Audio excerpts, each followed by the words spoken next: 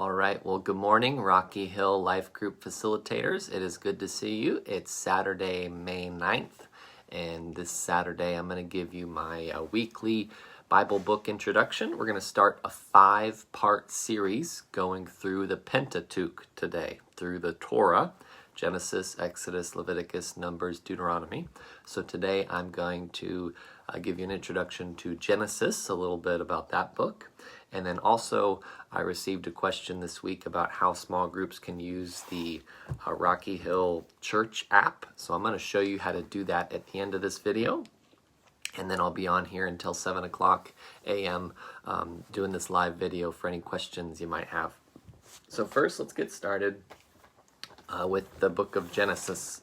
All right, so an introduction to Genesis. There are 66 books in the Bible. 39 in the Old Testament, 27 in the New Testament. Out of those 39 in the Old Testament, they're broken up into sections. There's 5 books of law, which is the Torah, that we're going to look at today. Genesis is one of those books of law. So there's the Torah, 5 books. There's 12 historical books. Then there's 5 poetic books of wisdom, Proverbs, things like that. Then there's 5 major prophets, 12 minor prophets. So it's 5, 12, 5, 5, 12 organized. And we're going to look at that first 5 for the next 5 weeks, starting with the book of Genesis. Okay? So Genesis is a long, long book, 50 chapters. I'm sure you have read it before. It covers a ton of history. Thousands of years pretty much is what it covers. If you look at even if you take all of the numbers literally, and you believe in the young earth view, that the numbers are literal and the generations are literal, family generations are literal, it still covers about 2,000 years, 2,500 years roughly in there. So let me give you a little background on this book. First, it's called Genesis, which is the word for beginnings, right? You ever seen the Terminator movies? One of the movies is called Genesis, and that's the beginning of Terminator. Genesis is beginning, and it covers, you can outline the book in a few different ways. Outlines help me to simplify books. Pretty much chapters 1 through 11 are a huge long history, obviously from the creation of the earth all the way up until Abraham. Abraham starts in chapter 12, so 1 through 11 covers the creation through Noah and Noah's descendants. And then once you get to chapter 12, it really starts to slow down. Chapters 1 through 11 is just bam, bam, bam, bam, bam. It cruises, and you don't get a lot of detail. It summarizes a lot of the stuff going on. And then it focuses in on Abraham in chapter 12, and it really slows down. And chapters 12 through 24 are all about Abraham's life, pretty much, and who Abraham was and how God talked to Abraham and told him to go to a new nation. And then chapters 25 through 50 go through Abraham's descendants, if that makes sense. So I hope that helps for you to kind of outline it in 3 sections. 1 through 11 is beginnings of everybody. 12 through 24 is all about Abraham, and then 25 through 50 is about Abraham's descendants. And really, chapters 1 through 11 are just rapid fire, and then chapter 12, it really starts to slow down. And one of the reasons it's put together that way is because Moses wrote the book of Genesis. He wrote the book of Genesis probably in 1446 to 1406, somewhere in there, BC, obviously. Probably wrote it 1446 to 1406, somewhere in there. And Moses was writing the book of Genesis to the nation of Israel to tell them who the people were and where they came from. Because Moses had just led the nation of Israel out of Egypt. They just left Egypt. They're on their way to this promised land.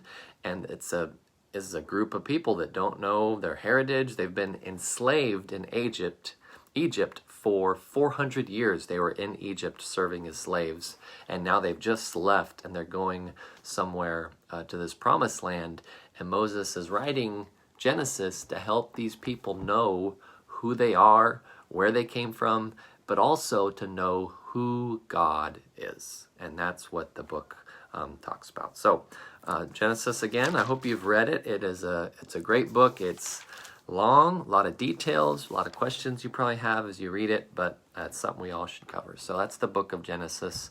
And I'll do Exodus next week, Leviticus, Numbers, Deuteronomy, one book a week as we cover the Torah, the 5 books. Hey, Carrie, it's good to see you, Mr. LBC. So we're going to cover these 5 books the next 5 weeks. And this is the one for Genesis. And Moses wrote all 5 books, okay? So that's the one, that's what I wanted to give to you, was the introduction of the book of Genesis. And then this week I received a question about how you use the Rocky Hill Church Center app. So I want to show you how to do that, actually. So I'm shooting the video on my phone, but I have an iPad here. So our church uses the Church Center app. Okay, so if you go to the App Store in your Android phone or Google phone or Apple phone, whatever it is, you can, sorry. There's a couple pop-ups on the screen. I'm trying to talk and read at the same time. So you can go to your Android phone or your iPhone and use, look for the Church Center app. Okay, Church Center app is what you can do. And then from there, you can log in. You type in your location, look for Rocky Hill Church, and it will connect you to that as being your home church, Rocky Hill Community Church. And it'll have you verify. You got to put in your phone number. It'll send you a text message, and then you verify that that's you, just for security reasons. And then once you get in there, it looks like this. This is the Church Center app, and there's 4 buttons down here at the bottom that you can click on, okay? And we're going to tap that groups one right there. Once you click on the groups, it'll show you the groups that you're in, as well as the available groups you can join. So we're going to click the Scott Garver Life Group. Okay. And here is your Scott Garver Life Group. And there's some tabs up here at the top. I'm trying not to touch the screen. And you can scroll through these tabs and use them. You can send messages out to your group directly from this app. What I like to do is I like to display our study. So each week we cover a different lesson, a different passage of scripture, and there's certain questions we want them to read. And so I put that right in there so they can hop in there each week and find it easily. There's also, I put some resources in here for you as a small group leader. There's our statement of faith and some of our core values as a church. That's in there for you if you ever have questions. There's a list of the members of your small group in here.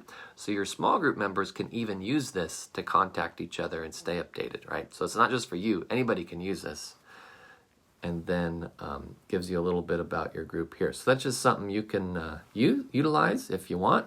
You can use the app to send messages to your group. You can display your studies and what you're studying when and things like that. And then, just another tool for you to use if your group is tech savvy. There might be 8 people in your group. You might have 4 that really like tech stuff and they can utilize it. You might have 4 that don't really care much, and that's okay too. But it's just another tool I wanted to show you. So that was what I wanted to cover for you today, was the book of Genesis, to give you that, and then also to talk about the church app, because that's a question I received this week. And so we got 5 minutes left in the weekly live video. So if you have any questions, you're welcome to share them. It's good to see you too, Carrie. Thanks for being here. So if anybody out there has questions, I'm going to be here if you wanted to ask them. And I'll be here another 5 minutes. So.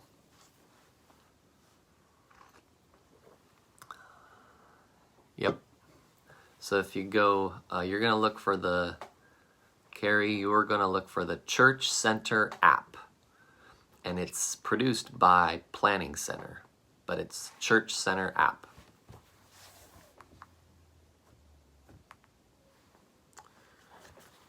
And it's a white logo with a green church inside of it. So that right there is what the app logo looks like. It's a white logo with a green church and building in it.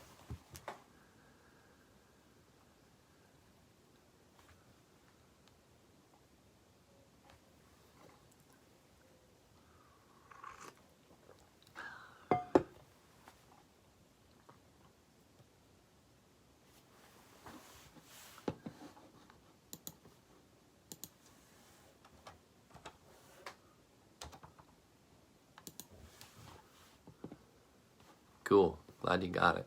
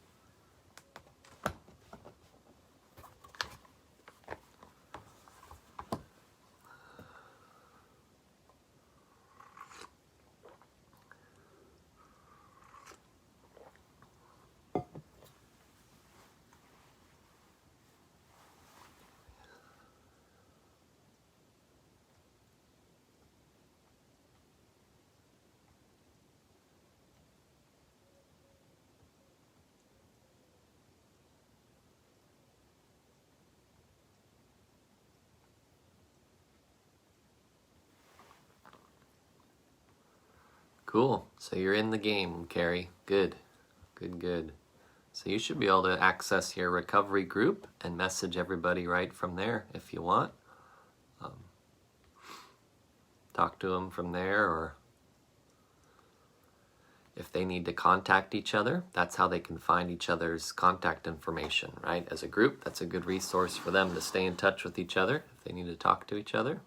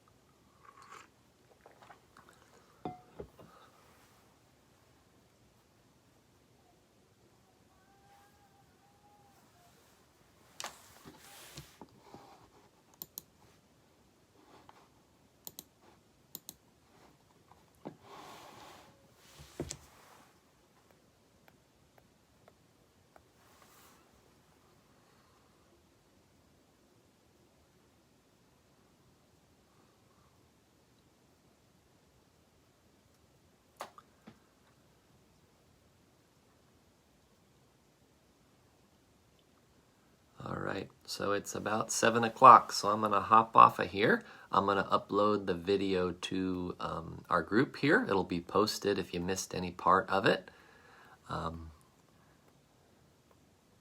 Has there been new discussion? This discussion is that we are discussing it. So, yep, so we're not sure when our church is gonna open in phase 3 of California's plan. And as you know, we're in phase 2. So churches are in phase 3 probably of that plan. So whenever phase 3 begins, Gavin Newsom has his 4-step plan that they're working on. So we started phase 2 on Friday, as you know, Carrie.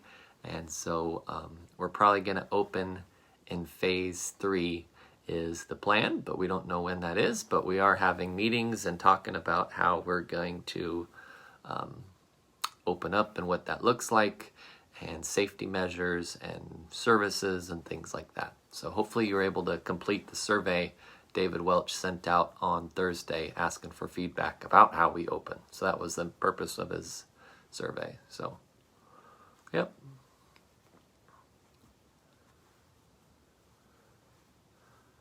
Did you mean start church or start your group?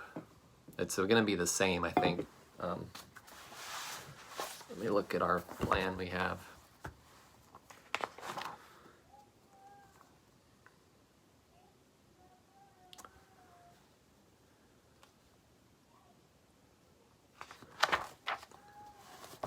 Yep. All right, so I'm going to hop off here at 7 o'clock. It was good to see you all. I'll post the group here in the Facebook group. I'll post the video here in the Facebook group as well as on YouTube if you missed any of it and want to catch more. Talk to you soon.